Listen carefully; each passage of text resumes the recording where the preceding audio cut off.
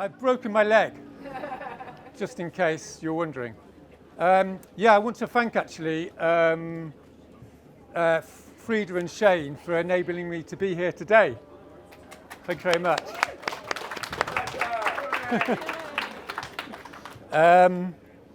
So I think the title of the talk is Just Stop Oil? Just Stop Oil. Don't know much about them. The title of the talk is Just Stop Oil. What next?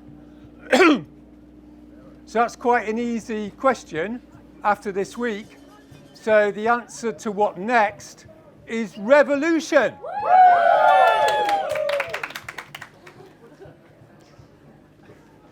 Okay, so that's that. So I thought we'd talk about the situation for a bit, and then talk about resistance.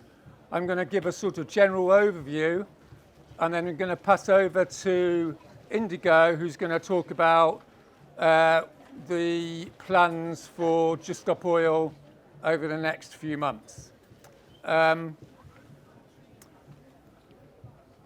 So the situation. I'm sure we all know the situation, don't we?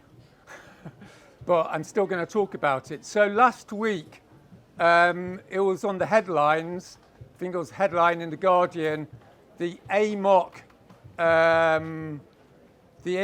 current is going to change around 2050, maybe 2025. Does anyone know about this? They said it's going to create climate chaos. So what it actually means is that at some point before 2050, the currents are going to change in the North Atlantic, and temperatures in Europe are going to collapse overnight between 3 and 8 degrees. 8 degrees centigrade overnight. So, as some of you may know, I used to be a farmer. So I think if you went to Wales, where I used to farm, and you said to a farmer, are you going to be able to grow food if the temperature collapses by 8 degrees? You know what they're going to say, right? Which is, good luck with that. Good luck with that. And George Monbiot wrote a nice euphemistic piece about it. And he said this could affect the rainfalls in the tropics.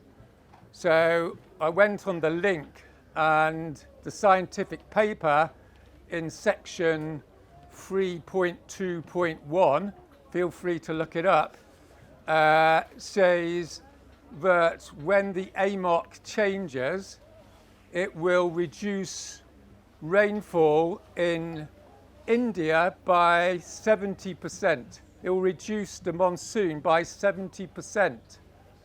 It didn't say it could, it said it would. It would reduce rainfall in India by 70%, which of course is an estimate, so it could be a lot more, right? And it's an average, which means 1 year in 4, it will be 90%.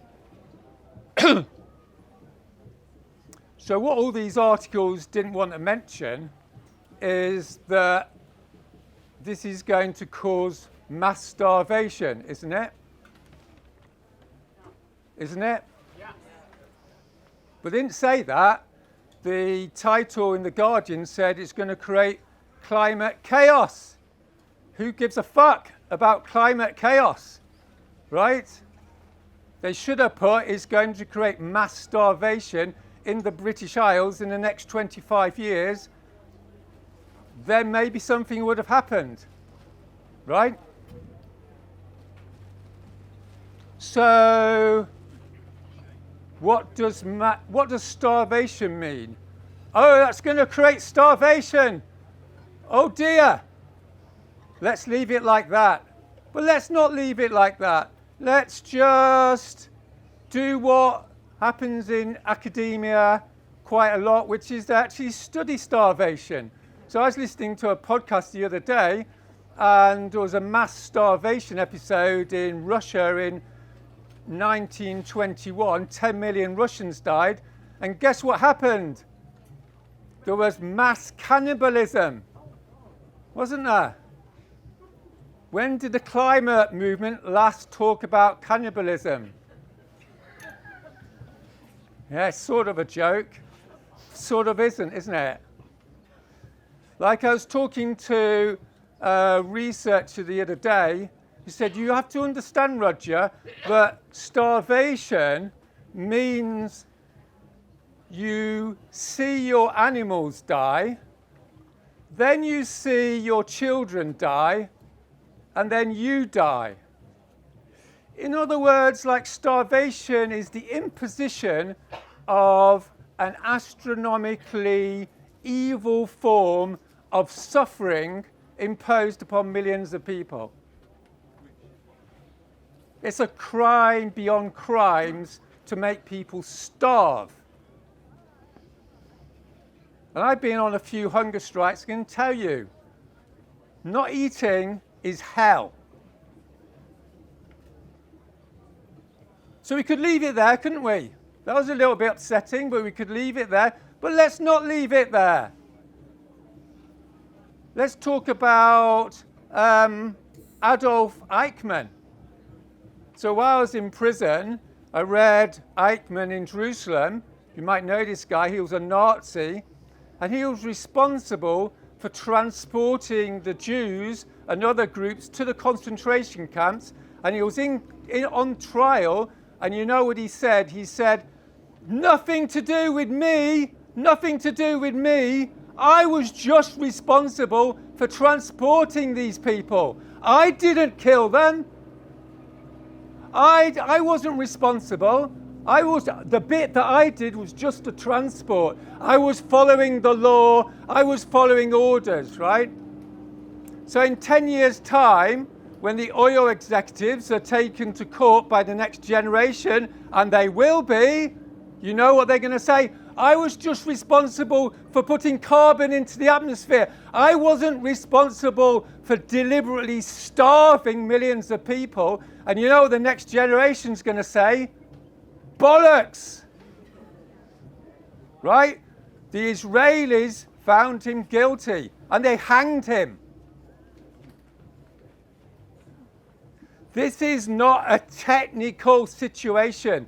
It is a project of mass death imposed upon hundreds of millions of people by the elites.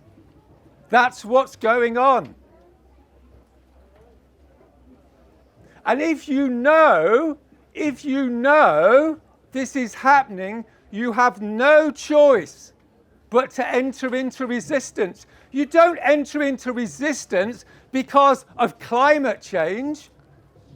You enter into resistance because you know the elites that rule this country are imposing torture and death on tens of millions of people by digging up more oil in the North Sea. That changes everything, doesn't it?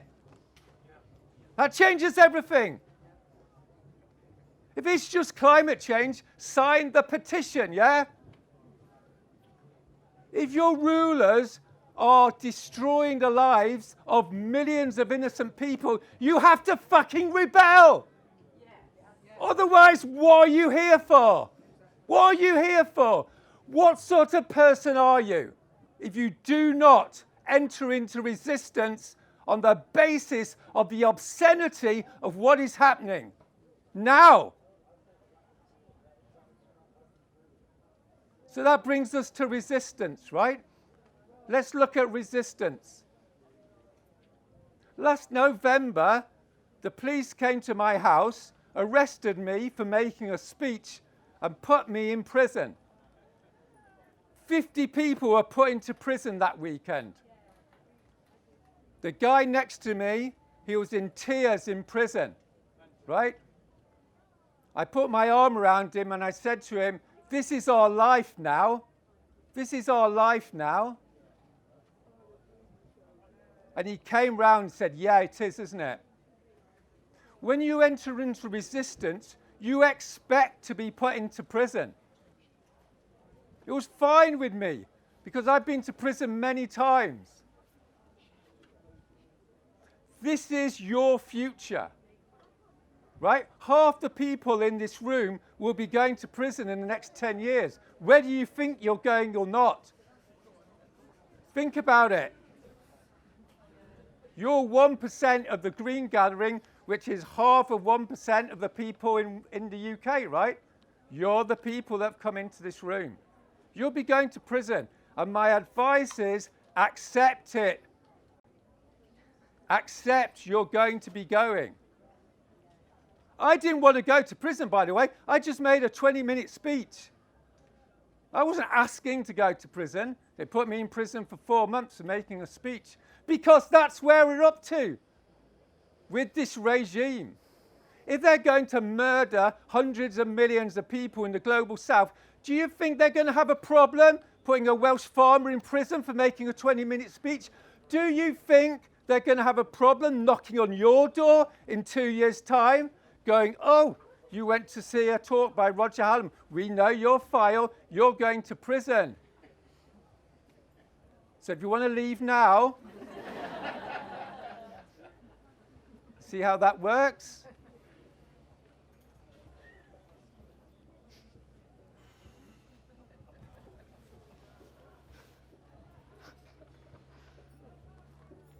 You see, the future is not going to be like the past.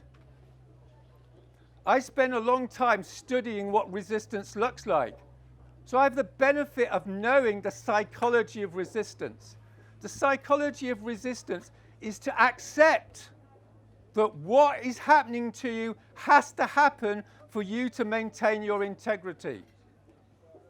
And a few years ago, I did a talk to some elite students in London, which was a complete waste of time, right? Because I told them about the psychology of resistance. I said, I'm going to give you 3 examples, right, of the psychology of where many of you are going to find yourselves in the next decade. First of all, in the independence-like struggle in Kenya, many of the rebels got tortured by the British, right? And there was a story of these guys, they were caught and they were going to be tortured, but they were calm because they knew the British were going to torture them, because they knew what the British were capable of doing. So they were calm because they expected it, right? They weren't resistant because they expected it to happen. Can you imagine that? And there was an anthropologist I read about who went to a tribe in Burma, and they were getting invaded by the Japanese, and they knew they had to go to war. And this tribe had a ceremony, and they put on their war costumes, they put on their paint and all the rest of it. There was no crying, there was no drama, because they knew this was what life demanded of them. This is what life means, that sometimes you have to put your life on the line. That's what life means. So they calmly went through the ceremony. And in the Second World War, just this guy, I can't remember, he wrote this book called Life and Fate. And it was all about the Russians on the Eastern Front. And the tank drivers were going into battle, right? And they were all calm because they knew they were going to die. They'd accepted it. So they were calm. So what I'm trying to say to you all is there's another side to your fear. There's another side to all that drama in your head, that this guy, Roger Hallam, is telling you you have to go into resistance, and you're scared and you're traumatized and all the rest of it. There's another side of calmness, right? If after this talk the police appear there and they take me to prison for 4 months, I'm calm. Because I expect it. Because we're dealing with a regime that is destroying the lives of millions of people now. This is nothing about the green movement, right? It's nothing about environmentalism. It's about fucking evil. That's what we're talking about. That's why Just Stop Oil is the #1 campaign in the UK, because it's full of people that have got it into their heads, this is a totally fucked situation. And they're not going to stand for it.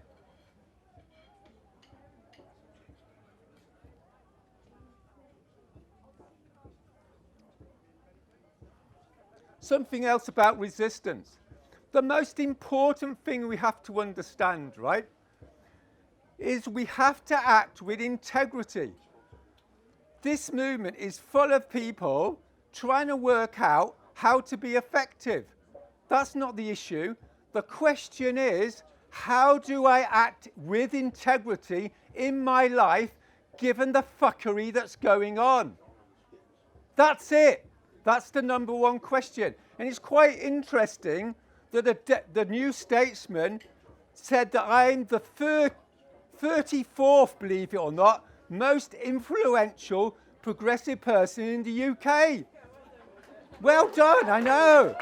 All these people sent me emails saying, only number 34. It's really stressful.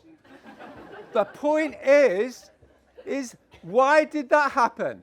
Because for the last 6 years, people have said to me, oh, Roger, if you say that, you're going to make yourself irrelevant. Oh, Roger, if you suggest that, no one's going to listen to you. Oh, Roger, if you said that, they're going to cancel you.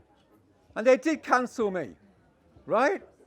You know what I mean? There's going to be someone outside the door saying, you mustn't mention the Holocaust. Oh, you mustn't talk about rape. Oh, you mustn't actually talk about reality. We just want to talk about a livable future. All that shit. You know what I mean? The reason I'm number 34 is because I talked to you about cannibalism.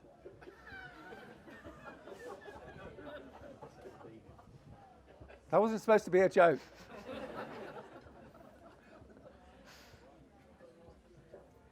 But what I'm trying to say to you is stop stressing about trying to be fucking effective. The most effective people are the people who don't give a shit about being effective. They're just going to go and fucking do it.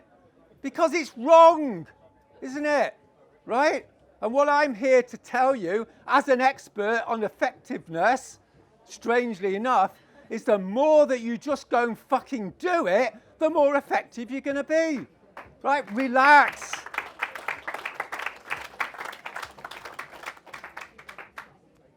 So let's talk about guilt. Gets better, doesn't it? Lots of people come into this tent and they're going, oh my God, Roger Hallam's trying to get me to be arrested again. Oh, he's trying to get me to go to jail. Fucking hell, he never stops. Right, all that shit, right? Well, I'm here to tell you is the lucky ones, the smart ones of you, are going to end up in prison. The unsmart ones are going to stay in denial, stay in cognitive dissonance, and in 10 years' time, you're going to be crippled with guilt. You're going to be crippled with guilt. And I'm saying that as a sociologist, right? I'm not trying to give you a hard time. Honestly, right? Think about that film, what's it called? Schindler's List. You've seen the film? At the end, he cries because he's guilty. He feels guilty. He hasn't saved more Jews. Right? It's human to feel guilty. When people go off to war and people get shot, they come back and they got post-traumatic stress because they lived and the others died, right? You know the routine, right? You've seen it in the movies. In 10 years' time, you'll be crying at night because you just think, what the fuck was I doing in 2023? What the fuck was I doing? Right? There's hundreds of millions of people starving in India. The smart move is to enter into resistance now because at least you have done something. That's what counts. We don't know whether we're going to win. Who gives a fuck? Right? We're going to go into resistance because it's fucking the right thing to do. Isn't it? Who cares? Oh, getting quite enthusiastic, aren't I? I thought, oh, I'm just going to do a calm speech. I did, honestly. I thought I was going to be really cool and calm and, oh yeah. Okay, I've got 3 more minutes.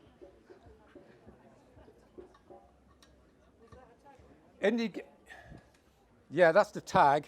That's the frame. They go together. Everyone knows what a tag is, don't they? These are the prison trousers. And the prison trousers, yeah. I'm trying to be sustainable. Chic. Chic.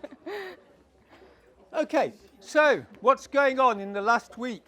What's gone on in the last week is humiliation, isn't it?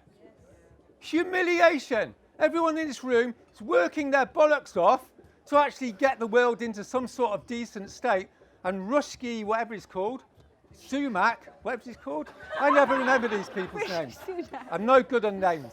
Anyway, that guy, right? He comes along and says, we're going to max out on oil, isn't he?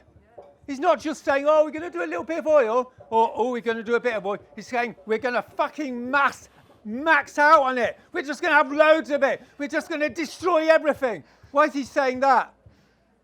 Why is he saying that? Why is he humiliating us again? The reason he can humiliate us is because we're not doing what is necessary to stop him. Easy peasy, right? Do you know what I mean? I mean, everyone's going, oh, isn't it lovely? Greenpeace have put a few bits of black cloth over his house. What the fuck? This is mass fucking murder, right? Greenpeace should be initiating mass civil disobedience, shouldn't they?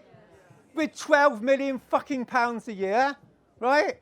XR should be having a national emergency meeting saying everyone in XR has to fucking enter into resistance because what's happening is totally fucking disgusting. That's why he can humiliate us, because we're all soft. Right? It's not rocket science, right?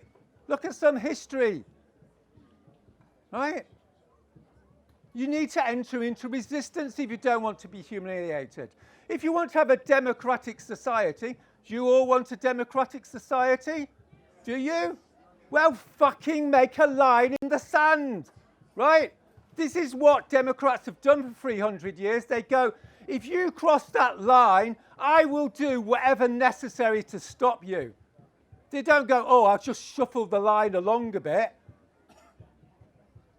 You see how that works? People died for this democracy. People need to die in order to stop this fucking disaster happening. That's where we're at. It's not 1995 anymore, right? The last speaker was saying, oh, we've got 10 years. Fucking hell, no we haven't. We've got no years, okay? It's physics. It's locked in. Get a grip. Isn't it? See, he's laughing. Honestly, why isn't more people saying this?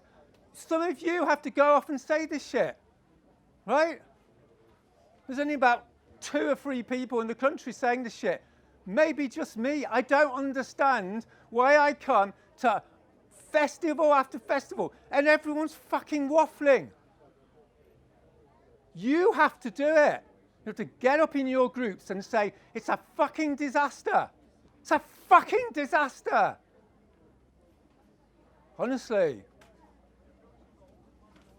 Okay. Good news.